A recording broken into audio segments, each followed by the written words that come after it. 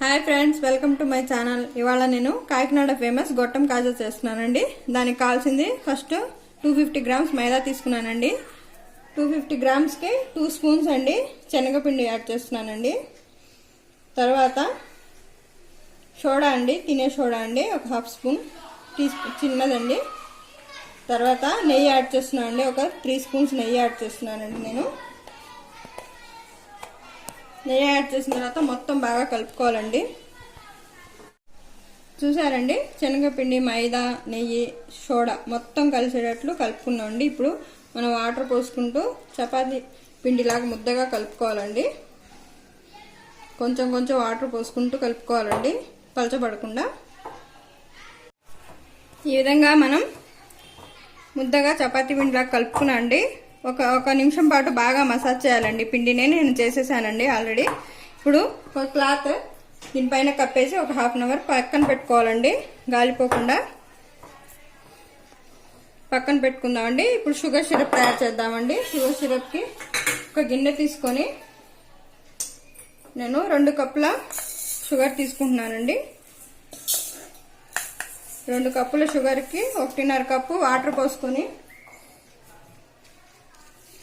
Syrup తయారు చేసుకుందామండి. మనం గులాబ్ జామున్ సిరప్ ఎలా ఉంటుందో సేమ్ అలాగే చేసుకోవాలండి, మరీ చిక్కగా అవసరం లేదండి. ఇప్పుడు సిరప్ కూడా తయారు చేసుకుందాం. పొయ్యి మీద పెట్టుకొని సిరప్ తయారయ్యే వరకు వెయిట్ చేద్దామండి. ఈ లోపు పిండి కూడా బాగా నానిపోతుంది. చూసారండి, ఈ విధంగా షుగర్ సిరప్ తయారు చేసుకోవాలి. ఇది పక్కన పెట్టుకొని తర్వాత మనం పిండి హాఫ్ అన్ అవర్ అయిందండి కలుపుకొని.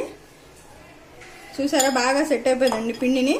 ఒక 1 మినిట్ బాగా ఇలా చేసుకొని మనం ఇలా చేసుకోవాలండి.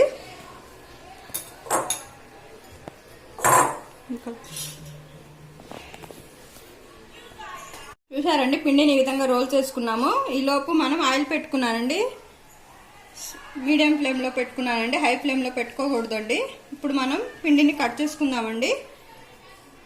ఈక్వల్ పార్ట్స్గా, చిన్న చిన్న పార్ట్స్గా కట్ చేసుకోవాలండి. చూసారండి, ఈ విధంగా అన్ని కట్ చేసుకుందాము. ఈ విధంగా కట్ చేసుకొని మనం చూసారండి, ఈ విధంగా కట్ చేసుకొని వేలుతో ఇలా అని చపాతీ చేసేదాంతో ఇలా అనాలండి. అన్నీ ఇలా చేసుకోవాలండి.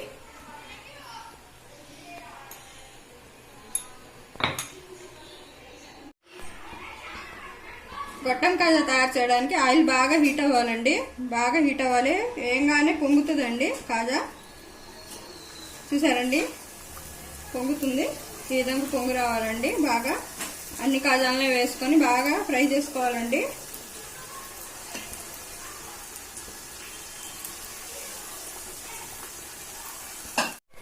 ఈ విధంగా కలర్ రావాలండి. ఇప్పుడు పొయ్యి ఆఫ్ చేసుకున్నానండి నేను. ఇప్పుడు ఈ కాజాలను తీసుకొని మనం షుగర్ సిరప్లో వేద్దామండి.